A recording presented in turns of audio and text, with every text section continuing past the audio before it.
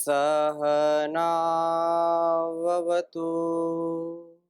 सहनौ भुनक्तु सह वीर्यं करवावहै तेजस्विनावधीतमस्तु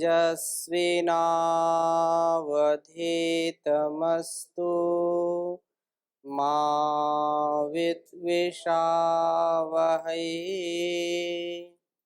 ओम शांति शांति शांति। वैदिक जीवन पद्धति की इस कक्षा में आप सबका हार्दिक स्वागत है, अभिनंदन है। वेद के विषय में चर्चा चल रही है। वेदों का ज्ञान विज्ञान, उसका क्या महत्व है हमारे जीवन में, हम उसको आत्मसात करके उसको अपने व्यवहार में उतार करके क्या क्या दिव्यता अपने अंदर व्यवस्थित कर सकते हैं। हमारा जो अस्त व्यस्त जीवन है वह सुव्यवस्थित होता है वेदों के ज्ञान से। इसलिए वेदों का पढ़ना पढ़ाना सुनना सुनाना तथा आचरण में लाना हम सबका परम कर्तव्य है, हम सबका यह परम धर्म है।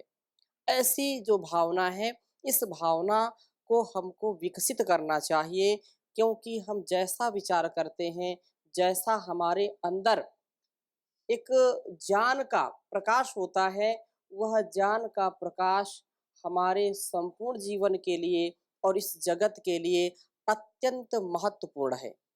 वैसे तो अंधकार अपने आप आ जाता है, जैसे बादल सूर्य को आकर के ढक लेते हैं, वैसे बीच बीच में हमारे इस चित्त में ऐसी काली घटाएं छा जाती हैं कि हम कुछ विचार नहीं कर पाते हैं।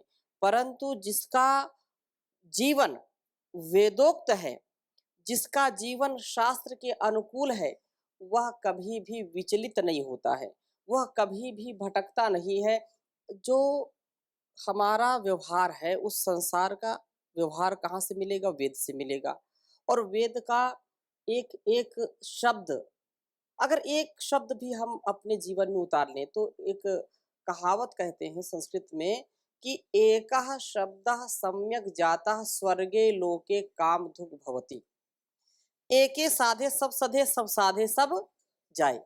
अगर संपूर्ण वेद का स्वाध्याय नहीं कर सकते हैं, कोई एक मंत्र तो आता है, एक मंत्र को यदि हम आत्मसात कर ले, एक मंत्र भी अगर नहीं आता है, एक शब्द याद कर ले और उसको जीवन में उतार ले। ऐसा करना, ऐसा नहीं करना, विधि निषेध, ये जो सीमा है इसका कभी भी अतिक्रमण नहीं करना है। इतना यदि हमने सीख लिया, माँ गृधा कश्चित् धनम, किसी के धन की लालच मत करो। कुर्वन्नवेह कर्माणि, कर्म करते रहो। यदि इतना समझ ले, तेन त्यक्तेन भुंजीथा, त्याग पूर्वक इस संसार का उपभोग करो, तो इतना मात्र यदि हमारे जीवन में उतर जाए तो सारे वेद उतर जाएंगे। और सारे वेद रगड़ मारे लेकिन आचरण में कुछ उतारा नहीं तो कोई लाभ उसका मिलेगा नहीं। इसलिए आज जो हम करेंगे, आज हम जो करेंगे वो हमारा कल होगा। हमारे निरंतर वैदिक जीवन पद्धति के दर्शकों ने कुछ प्रश्न पूछे हैं, उन प्रश्नों को मैं क्रमशः लेता हूं। बहुत ही हमारे सुधी दर्शक हैं और लगातार वैदिक जीवन पद्धति को देखते हैं वैदिक चैनल पर। व्हाट्सएप पर इन्होंने प्रश्न पूछा है कि स्वामी जी, मैं जानना चाहता हूं कि भाग्य और प्रारब्ध में क्या अंतर होता है। ये आगरा से हैं और निरंतर देखते रहते हैं, दूसरों को भी उत्साहित करते हैं। जो इनका प्रश्न है भाग्य और प्रारब्ध, यहां तो खूब चर्चा होती है भाग्य की और प्रारब्ध की, पुरुषार्थ की प्रारब्ध की, पुरुषार्थ बड़ा कि प्रारब्ध बड़ा।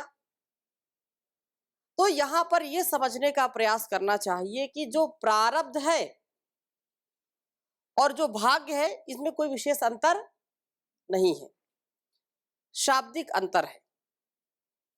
और वही हमारा जो प्रारब्ध, अर्थात ऐसा जैसा हमने किया था, अपने व्यवहार से, अपनी वाणी से जो हमने किया है, वही हमारा क्या बन जाता है?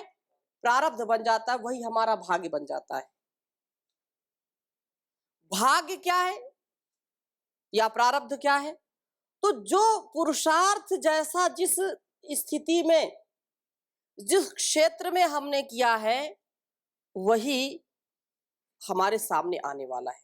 मतलब क्या करें, भाग्य हमारा दुर्भाग्य है, भाग्य हमारा ठीक नहीं है, या प्रारब्ध में कुछ ऐसा था इसलिए ये दुर्घटना घटी, या हम अपने जीवन में ज्यादा उन्नति को नहीं कर पाए। हमको याद रखना चाहिए, जैसा हम बीज बोते हैं वैसा ही फल हमको मिलता है। तो बीज बोना ये हमारे बस में है, लेकिन फल वैसे आएंगे जैसा मैं चाहता हूं। बीज तो बो रहा हूं बबूल का, और चाह रहा हूं कि इससे आम मिले। आम मिलेगा क्या? नहीं मिलेगा, क्योंकि आपने जो पुरुषार्थ किया है बबूल बोने का, तो कांटे ही मिलेंगे। वो आपका जो भाग्य बन करके, जो भाग्य उदय होगा, जो प्रारब्ध आपका आएगा, वो क्या है? वो आपका आम खाने का नहीं, बबूल के जो कांटे हैं ना, वो आएंगे आपके भाग्य में। आपने जो प्रारब्ध किया है, जो आपका ऐसा व्यक्तित्व रहा है कि आज आपको दुख मिल रहा है, ऐसा आपको समझ में आ रहा है कि नहीं, मेरा जीवन तो बड़ा कष्टमय है, लोग बोलते हैं आपके भाग्य। आपका जो भूतकाल था, उस भूतकाल का किया हुआ कर्म आज फल दे रहा है। जो प्रारब्ध है आपका, वो आपको दुखदाई लग रहा है, आपको कष्टदाई लग रहा है। लेकिन जब ज्ञान की स्थिति में होंगे, तो वह प्रारब्ध भी हम बदल लेते हैं, उस भाग्य को भी हम सौभाग्य में बदल देते हैं। दुर्भाग्य को, जो हमको बहुत दुख दे रहा है, पीड़ित कर रहा है, उसको भी अपने पुरुषार्थ के बल पर बदल सकते हैं। ऐसा कभी कोसना नहीं चाहिए अपने जीवन को या इस संसार में आकर के कि मैं तो ऐसा अभागा ही पैदा हुआ, ऐसे मेरे प्रारब्ध ही थे, क्या करूं। संसार में जो कुछ भी हमको मिलता है वो हमारे द्वारा किया हुआ मिलता है। कई प्रश्न उठ सकते हैं इसमें कि दूसरा करता है और फल हमको मिलता है। जैसे अब कहीं पर आप बैठे हैं, किसी ने कोई ऐसा कार्य किया जिससे आप आंदोलित हो गए, अंदर से उत्तेजित हो गए, क्रोधित हो गए। आप तो बिल्कुल शांत बैठे थे, आप कहीं गए नहीं थे, और यहाँ हम कक्षा चला रहे हैं, बाहर से बहुत तेजी आवाज आ रही है, बहुत जो है शोरगुल हो रहा है। तो वो हमारा प्रारब्ध है क्या? हम तो आराम से यहाँ बैठे पढ़ रहे हैं, लेकिन अगर बाहर से आवाज आए तो इसमें हमारा हमारा कोई दोष है क्या? दोष नहीं है, वातावरण का दोष है। लेकिन उस वातावरण के दोष को भी हम पुरुषार्थ करेंगे, हम उनको शांत कराएंगे। हम ऐसी स्थिति उत्पन्न करेंगे कि वो हमारा जो भाग्य है, जो हमारा प्रारब्ध है, वो क्या बन जाए? अच्छा बन जाए। दुनिया में बिना परिश्रम के, बिना पुरुषार्थ के, बिना उद्यम के कुछ भी सिद्ध नहीं हो सकता है। इसलिए एक भी किया हुआ कार्य हमारा हमारा प्रारब्ध बन करके हमारे सामने खड़ा होगा, हमारा भाग्य बन करके हमारे सामने खड़ा होगा। ऐसा हमको विचार करना चाहिए। सत्य है, बिल्कुल यथार्थ है। अवश्यमेव भोक्तव्यम कृतम कर्म शुभाशुभम, ना भुक्तम क्षीयते कर्म जन्म कोटि शतैरपि। जन्म कोटि या जन्म जो है कल्प भी बोलते हैं। एक भी मन से, वाणी से और शरीर के द्वारा किया हुआ कोई भी पुरुषार्थ व्यर्थ नहीं जाता है। वही हमारा भाग्य बन करके आता है, वही प्रारब्ध बन करके आता है। तो मन से जो हम चिंतन करते हैं, जो वाणी से बोलते हैं, वही हम करते हैं, और वैसा ही फिर हमारा कृतित्व और व्यक्तित्व बन जाता है। उसी को हम प्रारब्ध कह देते हैं, उसी को हम भाग्य कह देते हैं। तो यदि अपने, ऐसे बोलते हैं ना, अपने भाग्य विधाता हम खुद ही हैं। भाग्य विधाता है कि नहीं?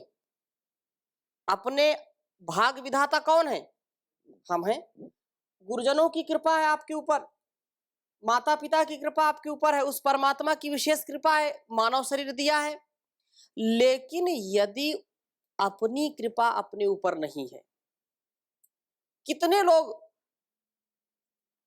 जो है भटक जाते हैं और उनको समझाने वाले लोग समझाते रहता है, ऐसा मत करो, ऐसा करो, ऐसा करो, लेकिन वो समझ में नहीं आती बात। उनके हित के लिए समझाते हैं, लेकिन वो समझ नहीं पाते हैं। माता पिता समझा समझा करके थक जाते हैं, हार जाते हैं, लेकिन वो बुद्धि की शुद्धि नहीं हो पाती। क्यों? क्योंकि ऐसा ही उन्होंने पहले फसल बोया है और उसको अब काट रहे हैं। वो पर्दा पड़ जाता है, वो बात अंदर जाती ही नहीं है। तो एक प्रश्न तो ये हो गया आदरणीय वीरेंद्र जी का। और एक हमारे बहुत ही अच्छे विद्यार्थी हैं, एमए कर रहे हैं, सम्यक सनातन जी। सम्यक सनातन जी का यह प्रश्न है कि स्वामी जी, ये वेद आदि शास्त्रों का पठन पाठन या अध्ययन अध्यापन होता है और बार बार ये बात कही जाती है कि हमारे जीवन में विवेक, वैराग्य और निष्काम भाव आए।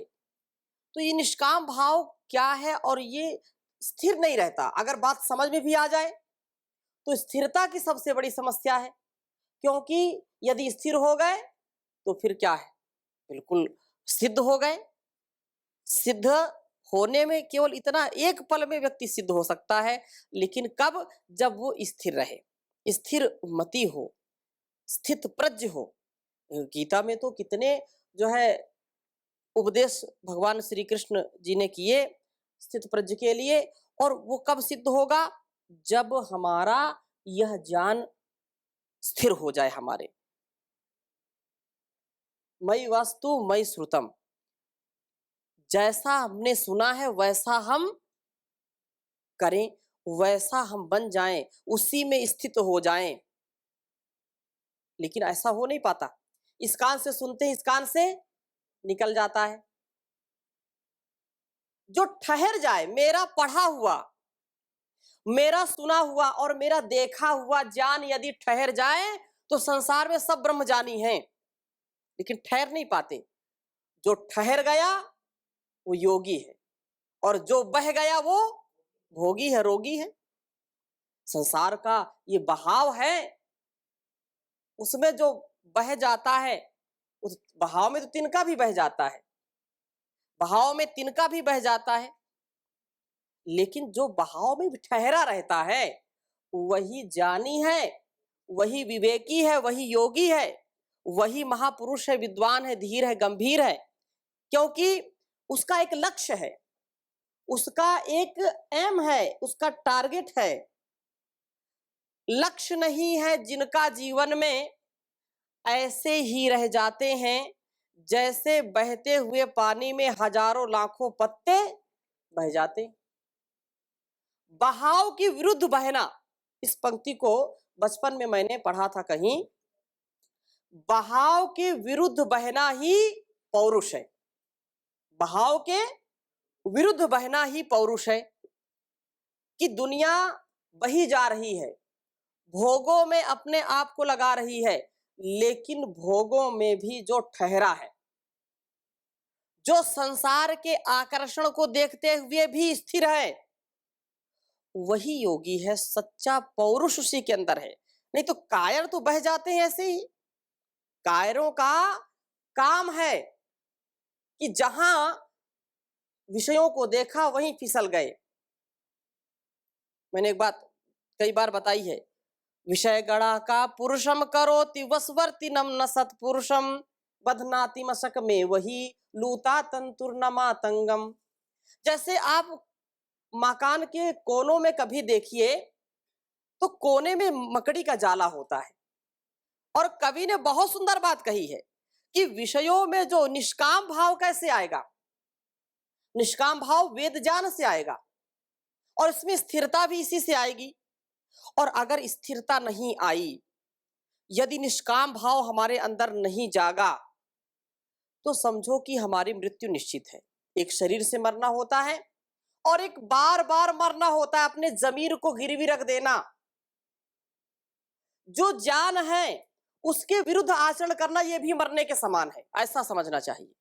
और यही शास्त्रों में बात कही है। तुमने समझा है कि ऐसी ये मर्यादा है, इस मर्यादा को उल्लंघन नहीं करना है और आकर्षण पाते ही उल्लंघन कर दिया तो समझो मृत्यु हो गई आपकी। आपने जाना चोरी नहीं करना, आपने पढ़ा सुना अनुभव किया कि पर स्त्री पर बुरी निगाह नहीं रखनी, लेकिन जैसे ही आकर्षण आया, पर धन दिखाई पड़ा, पर स्त्री दिखाई पड़ी और उसी में हम फिसल गए, बह गए, तो समझो कि हमारी उस दिन मृत्यु हो गई। मृत्यु हो गई क्योंकि जो प्रज्ञा अपराध इसको कहते हैं। क्या कहते हैं? प्रज्ञा अपराध इसको कहते हैं। प्रज्ञा अपराध जो करेगा वो कभी भी सुखी नहीं रहेगा। हम जानते हैं कि हमको 4 रोटी खानी है, 2 रोटी खानी है और इसी से मेरा स्वास्थ्य ठीक रहेगा, लेकिन किसी दिन बहुत अच्छा भोजन बना और 4 के स्थान पर हमने 8 खा ली। ये प्रज्ञा अपराध हो गया। ये आसक्ति है भोजन के प्रति, आसक्ति है विषयों के प्रति, रूप रस गंध स्पर्श शब्द आदि के प्रति जो रुचि है, जो ये आसक्ति है, ये कभी निष्काम हमको बनने नहीं देती है। तो मैं उदाहरण बता रहा था कि विषय गण का पुरुषम, ये संसार में विषयों का समूह है, गण है। जो सम्यक जी ने प्रश्न किया है उसी का उत्तर दे रहा हूं। और उस ज्ञान को कौन विकसित करेगा कि इन विषयों से हमको सावधान रहना, वो वेद करेगा। इसलिए वेद का पढ़ना पढ़ाना बहुत आवश्यक है। इसकी बारीकी को हम समझें तो संसार का जो विषयों का समूह है, जैसे मैंने उदाहरण दिया भोजन का समूह है, जो भोजन रस, रस में कितने रस हैं? 6 रस हैं। अब 6 रस में भी अलग अलग सबकी रुचि है। कोई खट्टा पसंद करता है, कोई चरपरा पसंद करता है, कोई मीठा पसंद करता है। अब उसमें भी अलग अलग कैटेगरी है। अच्छा, मीठा की अगर हम बात करें तो किसी को जलेबी पसंद है, किसी को रसगुल्ले पसंद है, किसी को बर्फी पसंद है, किसी को लड्डू, किसी को पेड़े पसंद है तो मीठा, लेकिन क्या हो गई, इसकी कैटेगरी हो गई। नमकीन में भी अलग अलग, किसी को जो है मूंग की नमकीन, किसी को चने की, किसी को समोसे, किसी को पकौड़ी, किसी को कुछ अलग अलग, सबकी चॉइस है, सबकी पसंद है। ऐसे ही जो रूप है, रूप को भी लेकर के अलग अलग, शब्द को लेकर के अलग अलग, किसी को तबले की ध्वनि अच्छी लगती है, किसी को बांसुरी की, किसी को किसी गायक की, किसी गायिका की पसंद है। गायक तो सब हो सकते हैं, लेकिन नहीं ये गायक मुझको ज्यादा पसंद, उसी में ज्यादा रुचि है। तो शब्द एक विषय है, लेकिन अलग अलग सबकी पसंद चॉइस के कारण इसको हम समूह में बांट सकते हैं। तो विषयों का जब समूह आता है तो ये वशवर्तिनम करोति, किसको? का पुरुषम। जो कायर हैं, जो बुजदिल हैं, जो कमजोर हैं, उनको ये विषयों का गण क्या करता है? दबोच लेता है, अपने वश में कर लेता है। वशवर्तिनम करोति न सत्पुरुषम। जो सत्पुरुष हैं, जो ज्ञानी हैं, विज्ञानी हैं, ध्यानी हैं, जो योगी हैं, कर्मयोगी हैं, उनको ये समूह बांध नहीं पाते। विषयों का समूह कितना भी आ जाए उनको वह परास्त कर देता है। उदाहरण दिया कि जैसे मकान के कोने में कभी देखो तो मकड़ी का जाला होता है और उस मकड़ी के जाले में 2-4 मच्छर आपको फंसे मिल जाएंगे, मिलते हैं। क्यों? क्योंकि मकड़ी का जाला मच्छरों को फंसाने में क्या है? समर्थ होता है। उनको फंसा लेता है, वो कितना भी भुनभुनाते रहें और जितना वो भुनभुनाएंगे, जितने अपने पंख फड़फड़ाएंगे, उतना वो फंसते चले जाएंगे। बधनाती मशक में वही लूता तंतुर न मातंगम। मकड़ी का जाला तो मशक को फंसा लेता है, बांध लेता है, ना मातंगम। अरे मदमस्त हाथी को फंसाने में क्या समर्थ हो सकता है मकड़ी का जाला? कभी नहीं हो सकता। कितनी भी बड़ी मकड़ी हो, उसका जाला हाथी को बांध नहीं सकता। तो जो विषयों में आसक्त नहीं है, जो निष्काम भाव से सेवा करता है, जो निष्काम भाव से अपने कर्मों को करता है, उसको संसार का कोई भी विषय फंसा नहीं सकता है। उसको कोई भी जो है झुका नहीं सकता, उसको हरा नहीं सकता है। ऐसा भाव हमको वेदों से मिलता है। अब इस पे स्थिर कैसे रहें? जो अगला प्रश्न उन्होंने किया, स्थिर कैसे रहें? निष्काम भाव समझ में आ गया कैसा रहना है, लेकिन स्थिरता कैसे आएगी? तो स्थिरता आएगी स्वाध्याय से, वेदों का स्वाध्याय और वेदों का सुनना सुनाना, सज्जनों की संगति से, ईश्वर प्रणिधान से, सतत उसका चिंतन मनन करने से, विवेक वैराग्य से। यह अभ्यास जब हम करेंगे तो ही ये जीवन हमारा श्रेष्ठ बनेगा। परमात्मा का स्मरण करते रहें, अर्थ सहित उसका स्मरण करते रहें, तो निश्चित रूप से यह जीवन हमारा सफल हो जाएगा। और परमात्मा ने जैसे इस संसार को बनाया, सब हमारे लिए बनाया है। आज प्रभात में मैं सुन रहा था, परम पूज्य स्वामी जी महाराज कह रहे थे कि संसार किसके लिए बनाया है? हमारे लिए बनाया। लेकिन हम इसी में फंस जाएं। ये परमात्मा ने संसार बनाया है, अपना स्वरूप दिखलाया है, अपने विराट स्वरूप को इन फूल और जो है कली फूल और पत्तियां, ये अलग अलग कतरन और अलग अलग जीव जंतु बनाया उसने। किसके लिए? हम उसका स्मरण कर सके कि वो कितना कलाकार है, वो कितना चित्रकार है। लेकिन वो उसकी चित्रकारी में अगर हम फंस जाए तो फिर मामला उल्टा हो जाएगा। ये सारा साधन है, साध्य नहीं है। शरीर साधन है, साध्य नहीं है। धन साधन है, साध्य नहीं है। भोजन अन्न जो भी है क्या है? साधन है, साध्य नहीं है। तो संसार को बनाया है परमात्मा अपनी ओर बुलाने के लिए, हमको अपनी ओर बुलाने के लिए संसार बनाया है। लेकिन हमने उसको भुलाने के लिए सारा काम अपनाया है। हम रूप रस गंध में फंस गए और ईश्वर को भूल गए। जब भूल गए तो भटकेंगे निश्चित रूप से, हमारा कोई भी कल्याण नहीं कर सकता है। अब देखो, इस संसार में उसी ने सब कुछ बनाया है। और बहुत सुंदर बात कही है कि हम कुछ सीखें।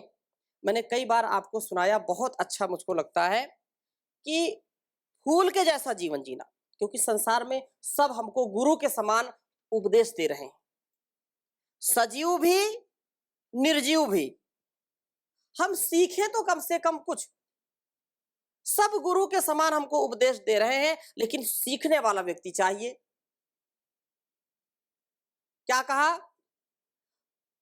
फूलों से तुम हंसना सीखो, भौरों से तुम गाना, वृक्षों की डाली से सीखो, फल आए झुक जाना। बचपन में ये प्रार्थनाएं हमको गाने का अवसर मिलता था, लेकिन अब दुर्भाग्य है कि ऐसी प्रार्थनाओं को कोर्स से हटा दिया। बोले कि सब जो है ये सांप्रदायिक बड़ा हो रहे हैं, सांप्रदायिक हो रहे हैं सब। ऐसा भूत सवार है कि संस्कार को भी बेकार करने का काम लोगों ने चला रखा है।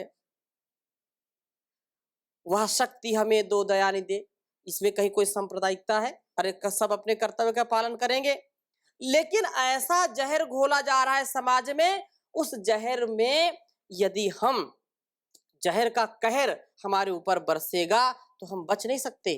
उस जहर को भी यदि अच्छा करना है, उस गरल को भी सरल बनाना है, तो वेद की शरण में आना पड़ेगा। इसलिए कहा, फूलों से तुम हंसना सीखो और भौरों से गाना, वृक्षों की डाली से सीखो, फल आए झुक जाना, सूरज की किरणों से सीखो जगना और जगाना, मेहंदी के पत्तों से सीखो पिसकर रंग चढ़ाना, दूध और पानी से सीखो मिलकर प्रेम बढ़ाना, सुई और धागे से सीखो बिछड़े हुए को मिलाना, कोयल से तुम सीखो प्यारे मीठे वचन सुनाना, मीठे मीठे गीत सुनाकर सबका चित्त चुराना। नर्तन पा कर के सीखो सुखद समाज बनाना, दीन दुखी की सेवा में ही अपना चित्त लगाना। झूठ कपट को त्यागो प्यारे, सतमार्ग पर चलना, कहे ही तैसी सीखो प्यारे, इन्हीं पदों को गाना। फूलों से तुम हंसना सीखो और भौरों से गाना। तो ये जो शिक्षा है ये हमको निष्काम की ओर ले जाती है, हमारे जीवन में श्रद्धा भक्ति को बढ़ाने वाली है। निष्काम भाव, निष्काम सेवा। तो इस प्रश्न का आधा उत्तर तो लगभग हमने दिया है और इस पर चर्चा करेंगे, क्योंकि यही निर्माण हो, यही वेद का उपदेश है और ये हम सब के लिए है, केवल एक के लिए नहीं। यहाँ जो प्रश्न कर रहे हैं वो हम सब के जीवन में घटित हो, हम सब का जीवन दिव्य बने, वेदोक्त बने, वेदानुकूल आचरण करने वाले बने। तो ऐसी शुभ भावना के साथ आज की कक्षा को यहीं पर विराम देते हैं। शेष चर्चा अगली कक्षा में करेंगे। ओ